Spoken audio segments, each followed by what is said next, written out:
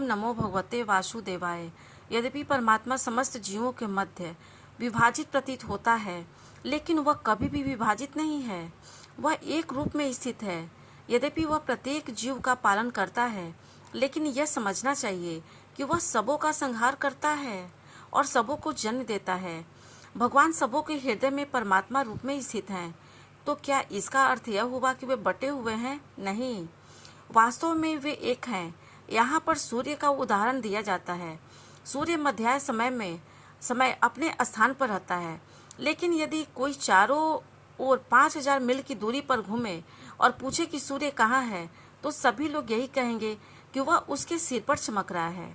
वैदिक साहित्य में यह उदाहरण यह दिखाने के लिए दिया गया है, यद्यपि भगवान अविभाजित हैं, लेकिन इस प्रकार स्थित हैं मानो विभाजित हों।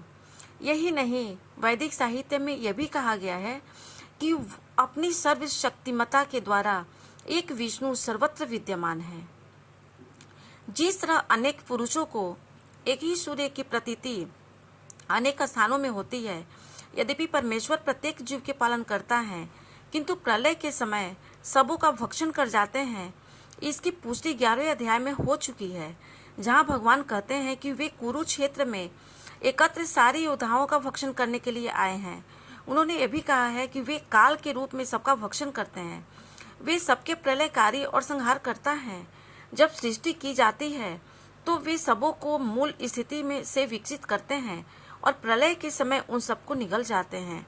वैदिक स्रोत पुष्टि करते हैं कि वे समस्त जीवों के मूल तथा सबके आश्रय स्थल हैं। सृष्टि के बाद सारी वस्तुएं उनकी सर्वशक्तिमता पर टिकी रहती है और प्रलय के बाद सारी वस्तुएं पुनः उन्हीं में विश्राम पाने के लिए लौट जाती है।